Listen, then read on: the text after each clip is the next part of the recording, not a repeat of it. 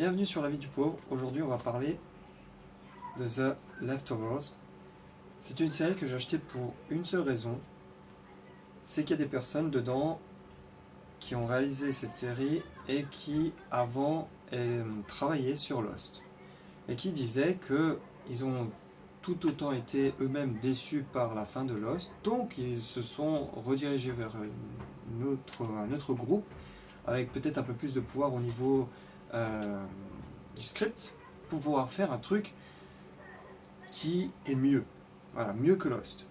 Mieux que la fin que Lost, dont tout le monde en a parlé et râlé dans tous les sens sans vraiment apporter des arguments intéressants.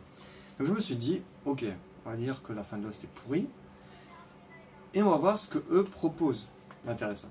Et le concept de base de cette série est plutôt intéressant puisqu'en gros, il y a 2% de la population mondiale qui disparaît sans aucune raison.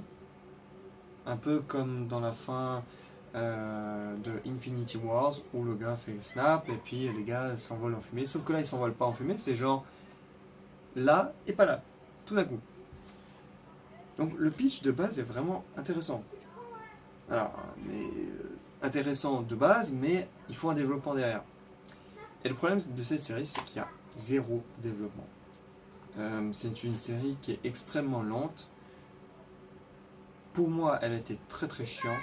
Vraiment, j'ai pas pu dépasser 2 épisodes. Au bout du 2e épisode, j'en ai marre.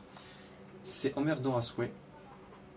La différence peut-être avec Lost, puisque les gars disent faire mieux que Lost, c'est que dans Lost, sur le premier épisode, on a un élément un peu bizarre. C'est-à-dire qu'on découvre le personnage au sol avec la caméra au-dessus dans un environnement bizarre alors que le mec il est en costard cravate, il se retrouve dans une forêt asiatique.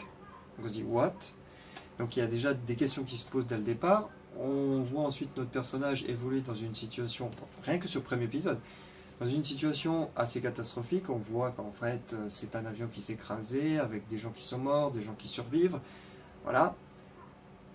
Donc premier épisode, on place déjà d'emblée tous les éléments de jeu. Et c'est le cas pour The Leftovers.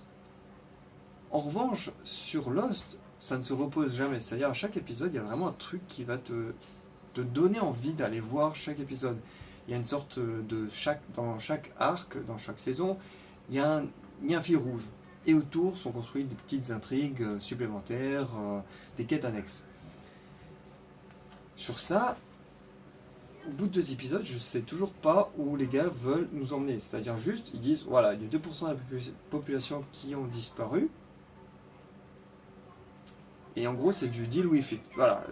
Maintenant, on va regarder le mec qui va faire sa petite cuisine, qui va laver sa vaisselle pendant 5 minutes. J'exagère, évidemment, c'est pas ça. Mais c'est vraiment l'état d'esprit quand on regarde ce truc. Quand on va au cinéma, quand on regarde une série, c'est pour sortir de l'ordinaire. On regarde un truc qui est extraordinaire avec des extraterrestres, des martiens, des gens qui ont des super pouvoirs, ou alors des méga corporations qui font tout et n'importe quoi.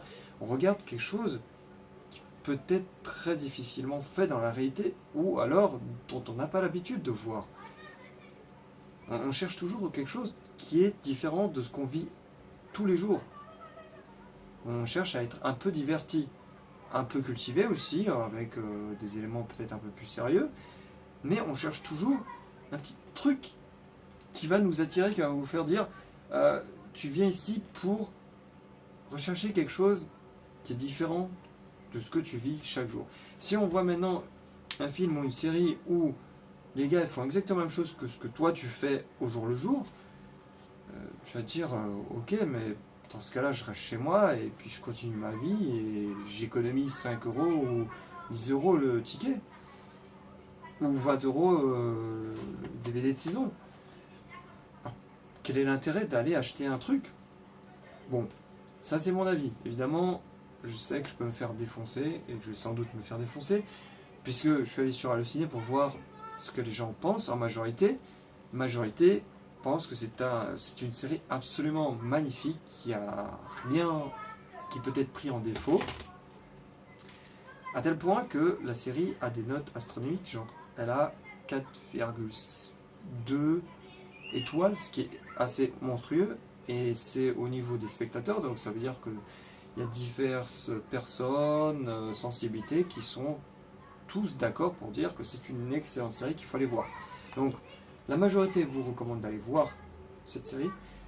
Moi, c'est très difficile parce que moi, à mon avis, c'est non.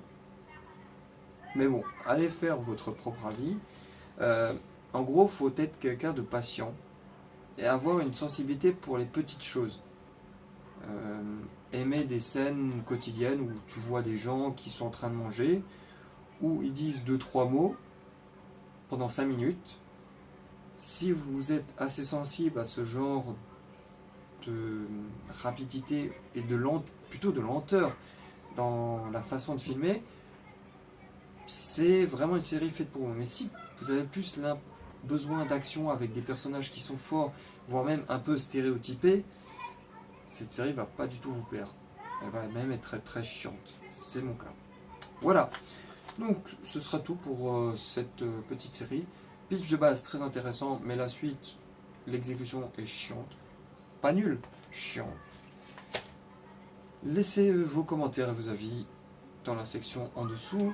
Laissez un pouce bleu ou un pouce rouge. Abonnez-vous. Faites ce que vous voulez, faites des vidéos. Et je vous retrouve pour d'autres vlogs ou films. A plus.